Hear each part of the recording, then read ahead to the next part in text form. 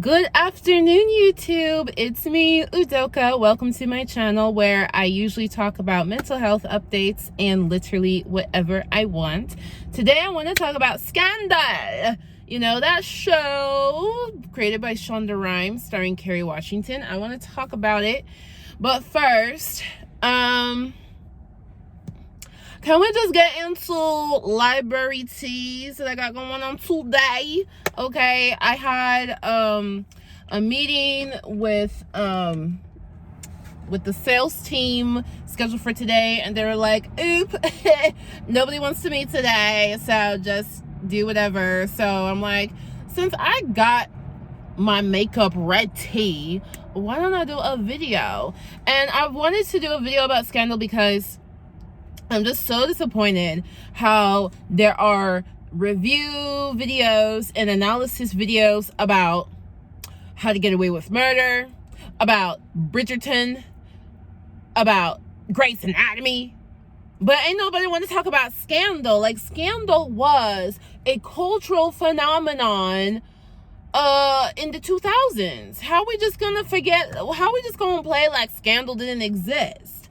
So I just had a rewatch of the entirety of Scandal, all 7 seasons. And I want to talk about,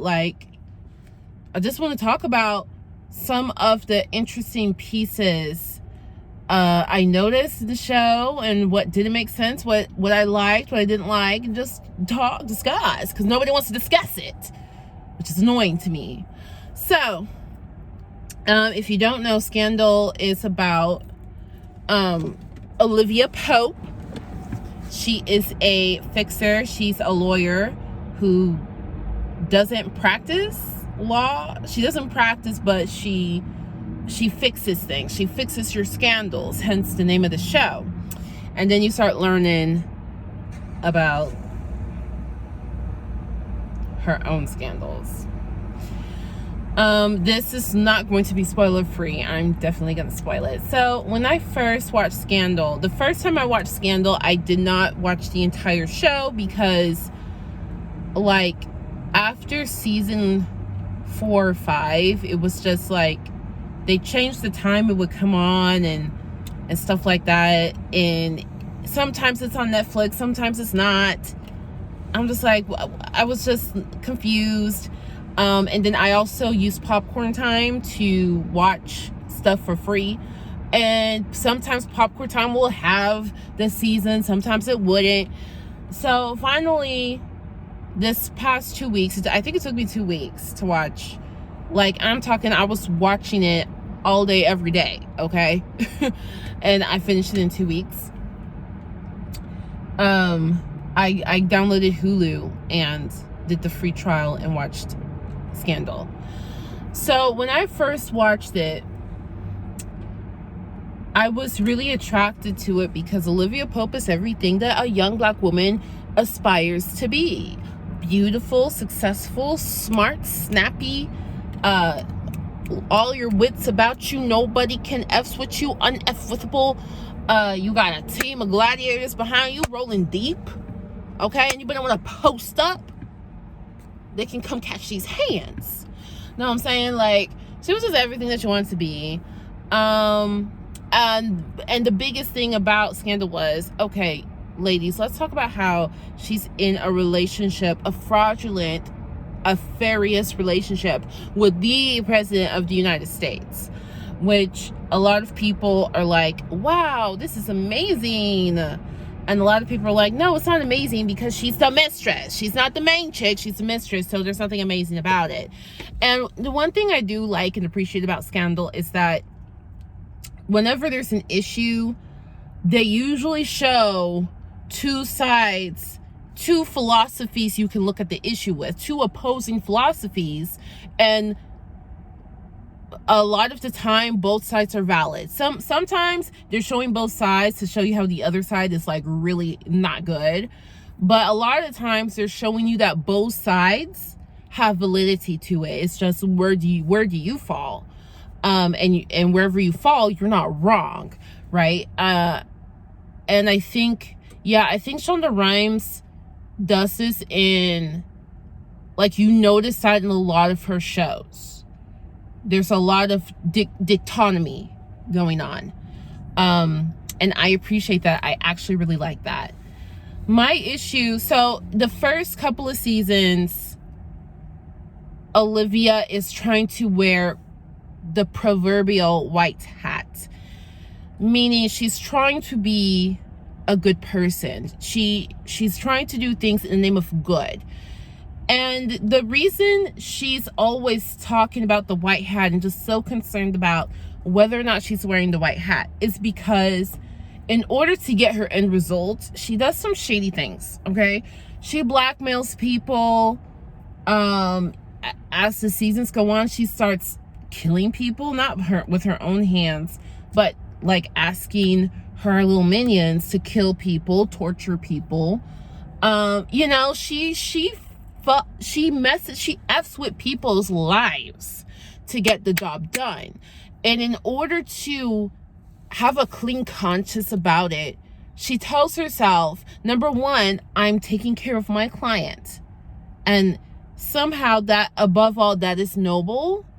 And then number two, she's wearing the white hat. So when taking care of a client means doing something that she feels is morally irreprehensible, she figures out a way to help her client and do the quote-unquote right thing. She and Cyrus Bean and Melly and a couple of other characters, they do some nefarious things to get Fitzgerald into office.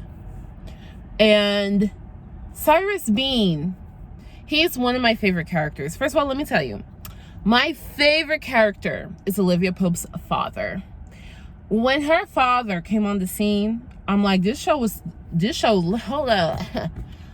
I'm a stan. I love Olivia Pope's father. He's my favorite character. I'll talk about him in a second.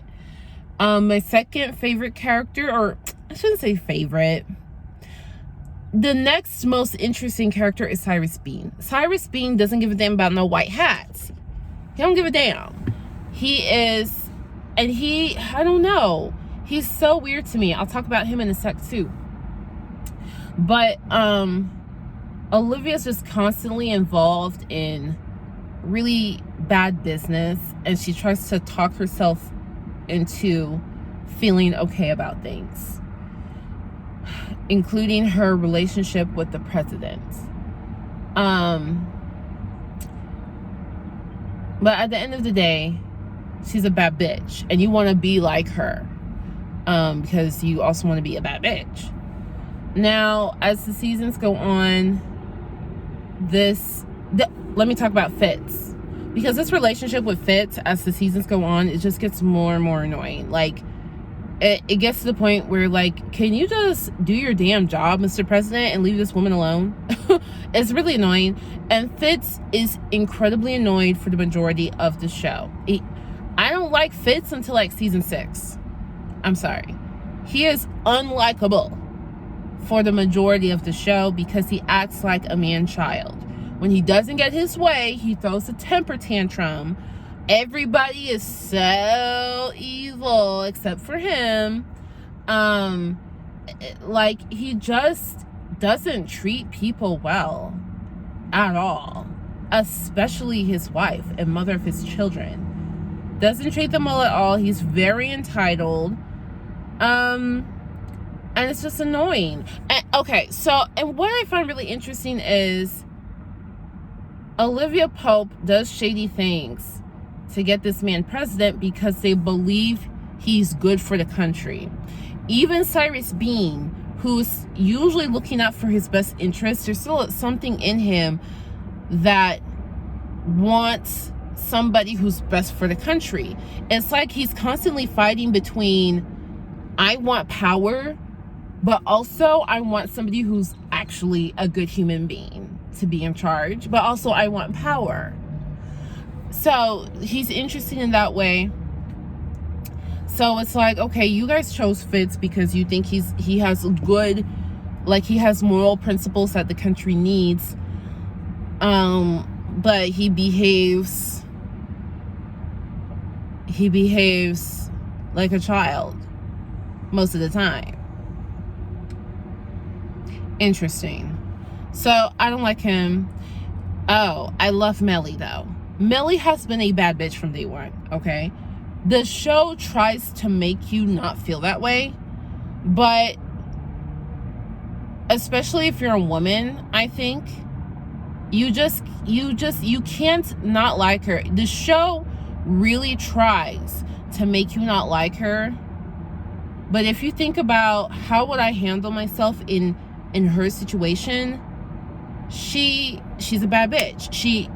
She has the burden of most of the stress, and she handles it with poise, class, and I really feel like there needs to be more Melly appreciation.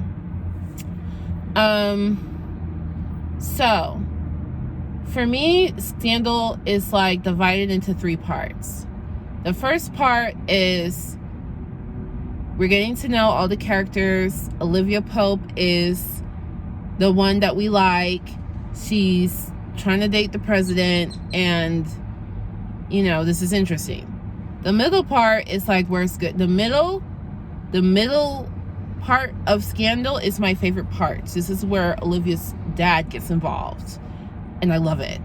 And then there's the third part where you actually really dislike Olivia and who she's becoming, and then she tries to redeem herself. So the first part of Scandal is pretty basic, and also they are really concerned with trying to wear the white hat. Also want to mention David Rosen. He's the Attorney General. He also is trying to wear the white hat, and like actually wearing it, like actually doing things the way you're supposed to, actually utilizing due process. Like, all these Republicans and conservatives who are like, law and order. Why would stop vandalizing public property? Stop trying to tear down statues of Robert E. Lee. Do the due process. Okay, people like that, and you're just like, I know what you're talking about, but also you're very annoying. You know what I mean? Like, you're just so annoyed by them. That's David Rosen, okay? And the thing is, David Rosen gets stiffed time again. He never wins. He never gets the end result.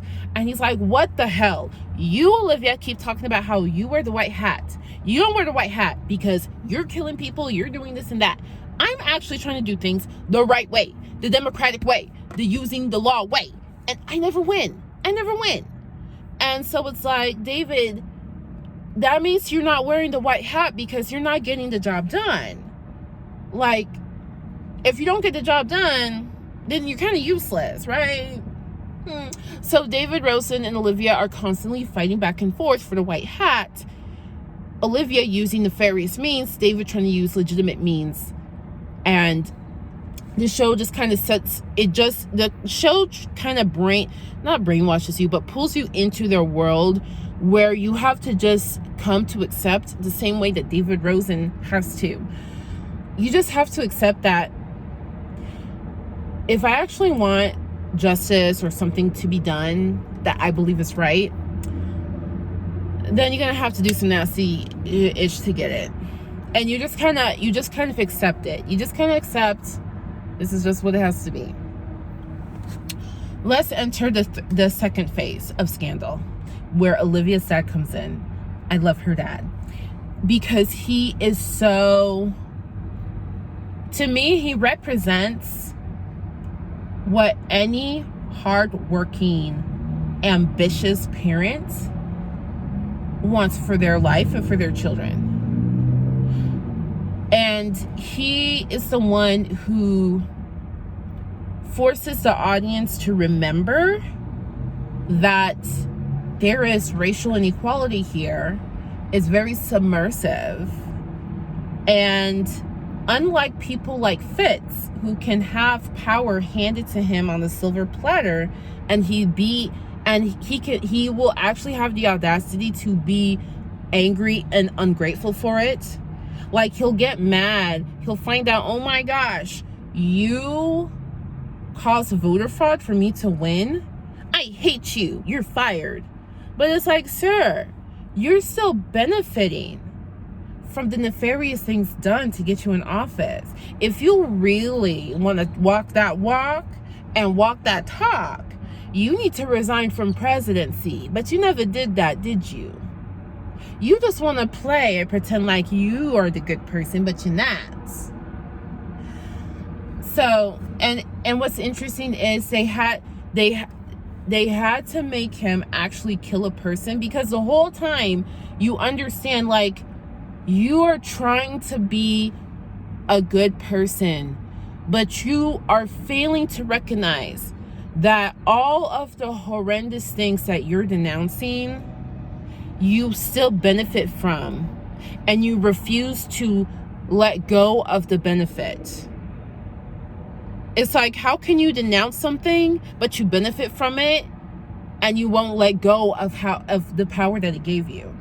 So you're actually not a good person. And then finally they made him kill someone so you can finally put him with the rest of the group that are bad people.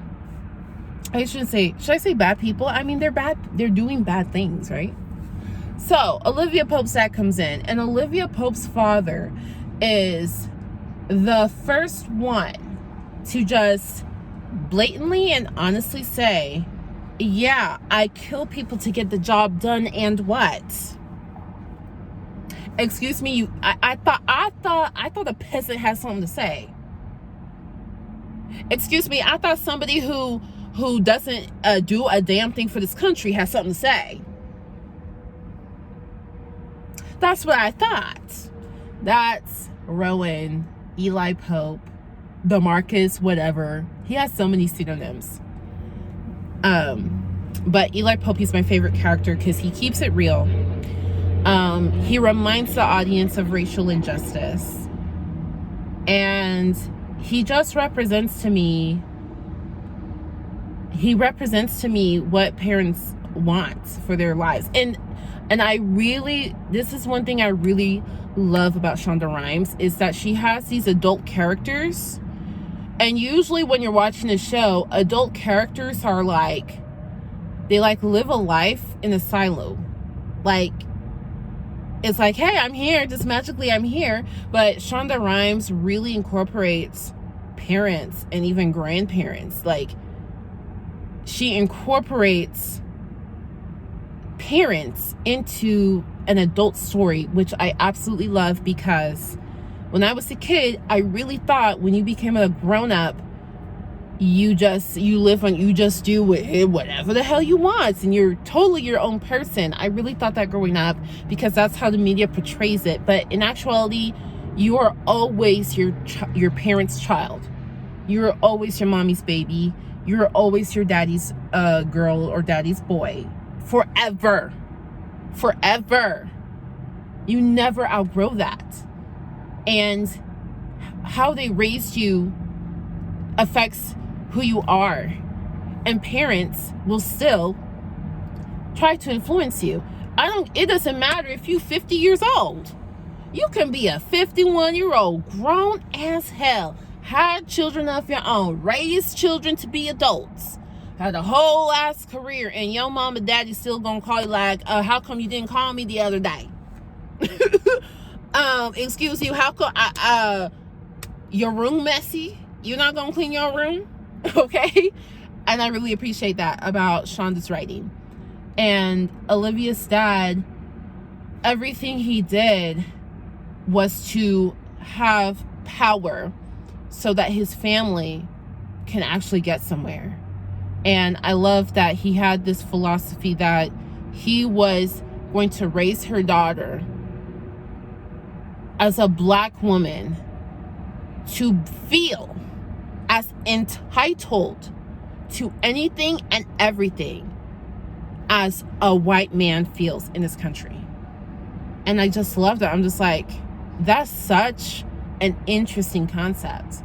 And you see how everything he's done has been in service of that. And I just appreciate that he's real, he's honest with himself and who he is and how he is. I just really appreciate that. I also find really interesting that when you first meet him, you're really scared of him. Like, you're like, you probably have a sniper watching me right now. Okay, you're like, he's unpredictable. You don't know if he's manipulating the situation to be in his favor or if he's just chilling. Like, you don't know. You never know when it comes to him. And but you realize, the one thing he holds above power is his family. Even though his wife is a cheating, lying scoundrel, okay? He loved her. He still loves her. And he will never kill her. He will never kill his daughter. He holds family above that. Cyrus Bean does not. Cyrus Bean, honestly, I'm surprised he didn't do nothing to that little baby African girl. I don't know. Did they get that baby from Uganda or something? They bought her off some black market. I'm surprised he didn't throw that baby under the bus. I'm like, okay. But yeah, Cyrus Bean will damage his own family for his own power. So it's interesting to think about the differences between these characters and what they hold dear. So that second part was so intriguing, so interesting. I really, really loved it. But it's also the part that Olivia, the trauma of everything that she's experienced previously in her life, and then what she experienced in the second act, it's just too much. And she begins to change as a person. She's not the same. It's not like, okay, work. She's just not the same. She's beginning to lose herself. She no longer attempts to wear the white hat. She isn't. I mean, I think there's one moment actually towards the end where she's like just totally lost it, drunk off her ass, talking about, I'm wearing the white hat. Okay, she just totally loses it by the end.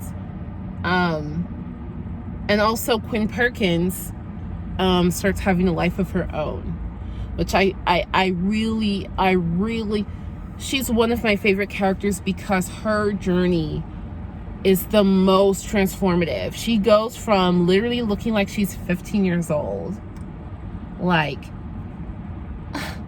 big-eyed, to being a killer assassin who's pregnant, by the way. Okay, she's really cool. I really like her, and I love her journey. Now, the third and final act. This one confused the hell out of me, okay? Let's talk about it. Because all of a sudden, Rowan, Eli Pope, he's not big and bad anymore. And like, you're trying to figure out the whole time, is he manipulating the situation, or is he actually whips? And you find out that he's actually been whipped. And it's like, damn. I guess he was really just trying to retire. I guess he was just talking a big game. I guess he just really wanted to retire now. And I felt really bad for him. I just felt so bad for him because I just think about, yes, he's killed a lot of people. But also at this point, you've been brainwashed to just accept that's how things have to be done, and you're sympathetic to the characters. And I think about all the sacrifices that he's made. You know, like, if he was a regular parent, he would still want his child to have the best. He wants his family to have the best. And I just think about all the sacrifices that he's made, the lost connection with, the years of lost connection with his daughter, the issues with his wife, the issues with another woman that he loved. Like, there's just so much that he's sacrificed for power and being able to pass that power on to his daughter. Which, I wonder if Olivia ever wondered, how do I always just get what I want? Does she never think about that? Does she never think about, oh, I always get what I want? Like, at first you're thinking she always gets what she wants because she's dating the president, and then you realize, oh, she gets what she wants because of her daddy. Her daddy's always there looking out for her, protecting her. That's like that's how life works, though. Like, if your family has generational power, you have protection. If your family has generational not power, we see the results. We see in our everyday life what that means. You know what I mean? I just feel so bad for him. Like, it got to the point where it's like, oh my gosh, just let this man play with his dinosaurs, please. This man is 71 years old. Can y'all just leave him alone? He ain't doing nothing. He really ain't doing a damn thing. Can you leave him alone? That's just how I felt. Like, yeah, damn. Like, is it too much to ask to just give this man some dinosaurs to play with? Shit. And then you really start disliking Olivia because she becomes like the epitome of evil. She's just like, Madam Vice President, you're going to kill yourself tonight. You're going to kill yourself in T-minus 5 minutes, and let me explain to you why. Like, she's just losing it. It's like, you went off the deep end. And it's flipped. Like, now you're like hating Olivia and you're liking Fitz. Because Fitz helped Melly become president, and he's trying to do good and all this stuff. The finale, the ending, didn't make any sense to me. Because what they do at the end to get everybody to now live a normal life is they expose B613. And Eli Pope goes to the court to testify against B613, and it's like, we're just supposed to believe his testimony was so moving that they all just believed him or something. And it's like, this literally makes no sense. Like, this is the court of law. Like, you need tangible evidence, not just a dude talking about how he overcame racism and shit. Like, it just didn't make sense. It didn't add up. It wasn't a clean ending, because it's like, excuse me, why is Jake in jail? All y'all killed people. Why is Jake the only one in jail? That doesn't make sense. I'm supposed to feel happy about that?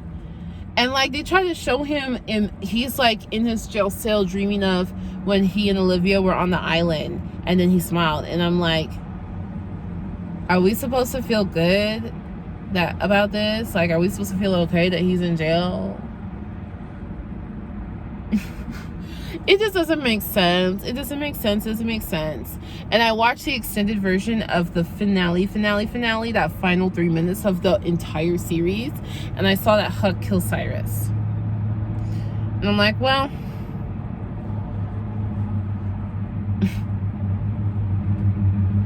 the other thing I don't understand is, how does Cyrus, for one blip of a second, actually give a damn about people? Like, when the dude he picks to be president is killed and everything starts happening, and you just assume that Cyrus is a part of it, and it's like, how is it that for this once in a lifetime moment, he is doing everything above the book?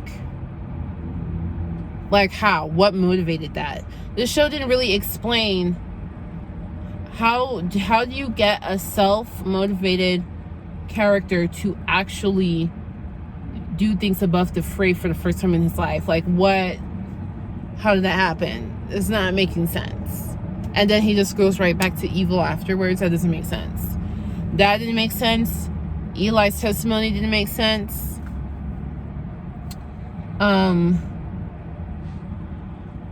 Just a bunch of it didn't make sense. David Rosen taking on the case. That didn't make sense to me, because it's like, bruh, the last time you tried to take B613 to court, you almost got shot. What makes you think it's going to be different now? And he dies. I'm like, well, that's what you get. You were stupid. Like, literally, that's what you get. Like, fool me once, shame on you. Fool me twice. You can't get fooled again. George Bush, did he stutter? Yes, he stuttered. Did he lie? He did not lie. Okay. And then Olivia has a portrait made of her in the National Gallery of whatever, indicating that she did something for the country. Now, Shonda Rhimes says that she knows exactly why Olivia gets that portrait, but she's never going to tell the audience. And I'm like, B, can you just tell us? It sucks. We know for sure it can't be because she took down B613. No, you're not getting a portrait for that. I'm sorry. No. This museum is full of presidents and their wives and military generals and stuff or whatever, and people who signed the Constitution and stuff. You ain't finna be put on this portrait for being the mistress. No. That's another thing I couldn't understand is for that brief stint that Olivia was living in the White House, and it's like, why are they putting her on the cover of magazines like she's the first lady? They're not married. She's literally the president's girlfriend. Like, this doesn't add up. Like, it literally doesn't add up. Why is she on the cover of anything like she's Michelle Obama? It doesn't add up. So that's another thing that didn't make sense to me. I think her picture, so people are like, oh, she became a president, she was almost like the first, like, there's all these theories, and honestly, I feel like she has a portrait because Fitz and Melly requested it. It's like, okay, we have two presidents requesting this person get a portrait, she gets a portrait. That's what I think. That's what I think. And then Olivia meets up with Fitz, and you just assume that they're gonna go live in Vermont to make jam like they always wished and wanted, and that's the end. So I'm wrapping up this video because I've been talking for half an hour. Those are just some of my preliminary thoughts on Scandal. I would love to know your thoughts in the comment section. If you know any YouTubers who actually make good video essays, please send them this video, because I am craving a video essay on Scandal. Okay, you guys are giving me video essays on everything but Scandal. It's like, you guys love Shonda Rhimes, but you hate Scandal. Why is Scandal not deserving of a video essay? Is there not enough content for a video essay? You can't tell me that. Y'all can't be making video essays about Gossip Girl of all TV shows and tell me you can't do a video essay on Scandal.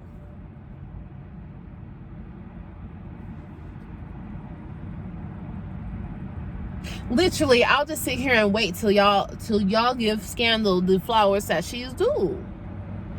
And if you don't think it's due flowers, at least give it the critical analysis that it's due, because it's worthy. If y'all can find the brain to do critical analysis of The Devil Wears Prada and Gossip Girl, then y'all can do it for Scandal. Don't hate, don't discriminate.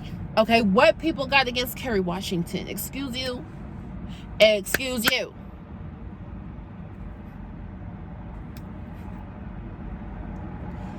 So that's all I have to say. Thanks for watching me ramble in my car. Enjoy the rest of your day. And until next time, much love, much luck. Peace out.